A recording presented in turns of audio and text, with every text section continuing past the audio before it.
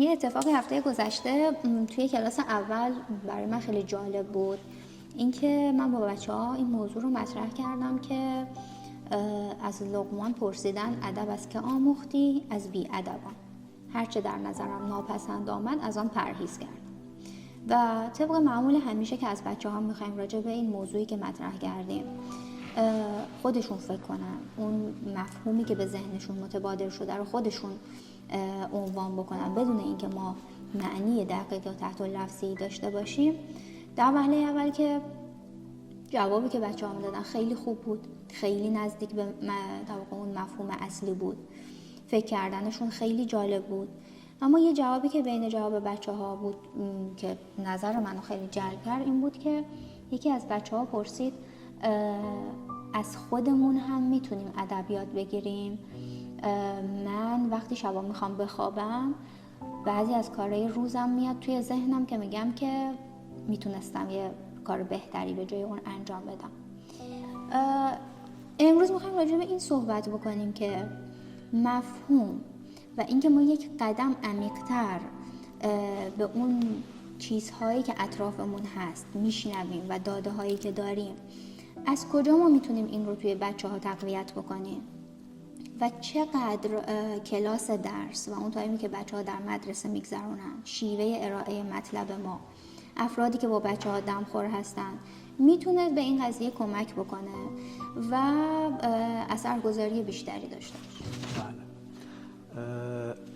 اولا اینکه ما یه داستانی رو تعریف کردیم و بعد فرد اومده یه مورد متفاوت رو طرح کرده، این سرعتش رو نشون میده که از ما جلوتره، از داستان جلوتره. یعنی ما انتظار داریم که فرد یا دانش آموز از این داستان درس بگیره، در صورتی که او به داستان یک چیزی اضافه میکنه و اون رو جلو میبره. این ما رو امیدوار میکنه که در حل مسئله های ریاضی به پاسخ های متفاوت فکر کنه و با سرعت بیشتری حل کنه. این به ما میگه که برای فارسی میتونه کلمات بهتری رو کنار هم دیگه بذاره و جملات بهتری رو بنویسه یا بیان بکنه و یا خلق بکنه. این از این مورد. من به نظرم میرسه که این تجربه‌ای که ازش یاد کردین سرعت و متفاوت بودن بچه‌ها رو نشون میده و یکی از دلایلی که این اتفاق میفته اینه که شما بچه‌ها رو تصحیح نکنید.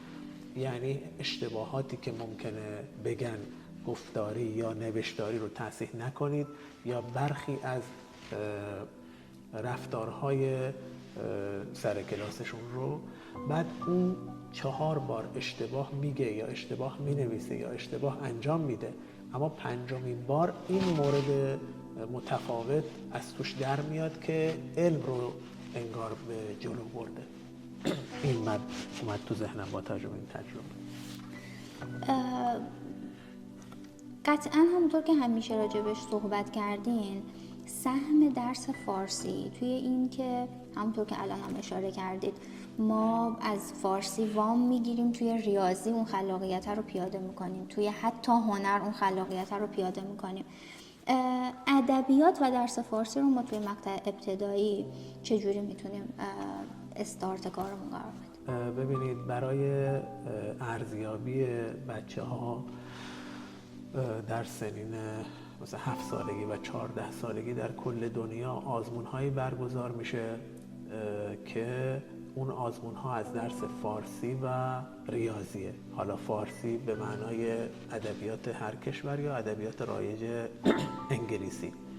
خب این خیلی مهمه که چرا باید فارسی و ریاضی 2 تا درس باشن، علوم نباشه، تاریخ نباشه، فیزیک نباشه.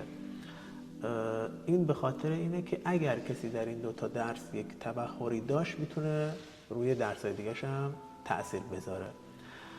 از طرفی ما ریاضیمون یه حالت منطقی داره، یعنی کسی نمیتونه با شما بحث کنه که چرا 3 تا 9 تا. شما به سرعت میپذیرید و اون میره روی مرحله بعدی یا حل بعدی. ما همچین فرمولی رو در فارسی هم داریم. فارسی که اشاره میکنیم یعنی همه زبان‌ها. اگر در ریاضی داریم با اعداد کار میکنیم، در فارسی که در درسی به اسم منطق مشهور برای ما ایرانیا، اونجا با کلمات داریم به صورت ریاضی میریم جلو. یعنی کلماتی به کار میبریم که گوینده و شنونده و بیشتر شنونده مثل زمانی که بهش میگیم 3 تا 9 تا میپذیره سریع. و حالا ببینید که چقدر ما میتونیم از این منطق که به کار بردن کلمات برای رسوندن مفاهیم استفاده بکنیم تا کلی از مواردی که ماهاش چالش داریم رو در واقع رفع کنیم. از جمله تدریس، یعنی خود معلم چی میگه و چه کلماتی استفاده میکنه، از جمله در ارتباطاتمون و مدیریت ارتباطاتمون و خیلی موردهای دیگه. یعنی هم در علم میتونیم جلو بریم، چون فیزیک ما هم فارسی نوشته شده، شیمی ما هم فارسی نوشته شده، هدیه ها، اجتماعی، تاریخ همه فارسی نوشته شدن. و اگر شما بتونید منطقی صحبت کنید، یعنی کلمات رو به درستی هم بچینید هم به کار ببرید در اون موقعیت، همچنین میتونید منطقی هم گوش بدید و فرا بگیرید. یعنی اینا تابع همدیگه هستن. ببینید ما چقدر جلو بریم. به همین دلیله که حالا ما همونطور که خودتون میدونید خیلی روی نوشتن و خواندن کلمات بچه‌ها کار نمی‌کنیم، یا اینکه نه اینکه کار نمی‌کنیم، باید اینجوری درستشه که اگر خطا کردن خیلی تصحیح نمی‌کنیم.